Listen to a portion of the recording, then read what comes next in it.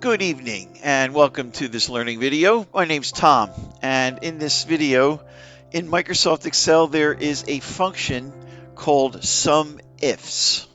Notice there's an S at the end of them, plural, SUMIFS. So you're looking at my screen right now and you'll see I have some items that are in date sequence, not necessarily sorted, doesn't matter.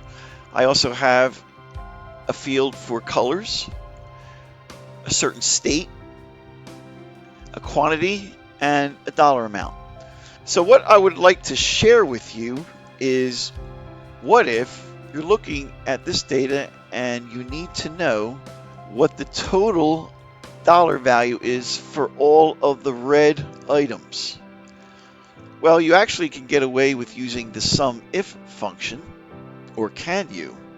Aha. So we'll start off with that one. And then after that, I want to see only those values here in column I that add up if they are color red and in the state of Texas. So you can see I've already done it and the answer is right here, but I'm going to delete them and I'll start from scratch. So it's called the SUMIFS function. So I'll type it here in the cell where I want my answer, SUMIFS. Now the first argument asking, what is the sum range? Well, that's the range of dollar amounts in column F. So I will highlight those cells, type a comma. The second argument is, what is the criteria range? As I mentioned, red. So that will be in the column C, C5 through C15. So I highlight that range. Now, my next argument then will be, find only those that have a value of red. So any text test that I need to do needs to be enclosed within the double quote mark. Now, it is not case sensitive. I don't have to capitalize red here with an R. Just to prove a point, I'll do it in lowercase and it will still work. I close the double quote mark, close the paren, and when I press enter, I got my answer. Now, is it correct? Let's find out. It says $175.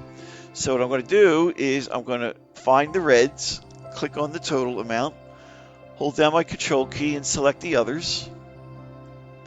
And then, I'm not sure if you all know this, it's been around since the beginning of Excel, that I can go down here into the auto calculate area, and whatever is highlighted, it will give me a handful of aggregate function answers. Well, one of the aggregate functions is sum, and there it is, 175, 175. I'm a happy camper.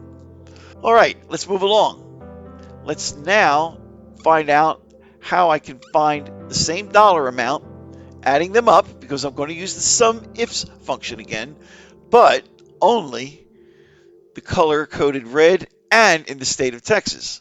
There aren't going to be as many. The answer is going to be smaller. So here we go. This time what I will do is I will not type it like I did the last time, but rather I'll go to the Formulas tab and I will use the Insert Formulas dialog box. So I'll go to Insert Function.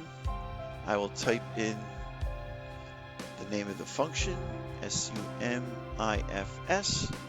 Click Go. There it is. Adds the cells specified by a given set of conditions or criteria. That's the one I want, so I click OK. Here is the function arguments dialog box, as I just mentioned. So the first argument is going to be the range of cells that have the numbers that I want to add up. That was column F.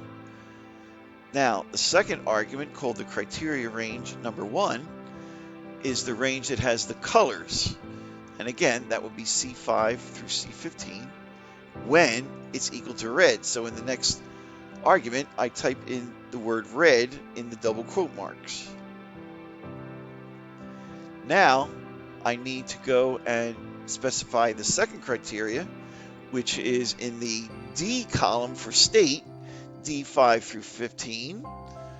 And then the criteria there is if it's equal to Texas. That would be TX. It even gives me my answer before I click OK in 2 places, here and here. Pretty cool. Click OK. So what if I wanted to change this to a different function rather than SUMIFS? Maybe I wanted to make it average ifs. So I'll go up to the first one and just simply change the name of the function. And when I press enter, the answer is 2917. Well, is it right? Let's find out. I will highlight all of the red dollar amounts, and then I will take my eyeballs down to the bottom of the screen like I did before, and lo and behold, 2917. I'm a happy camper. All right, have a great evening. Bye-bye.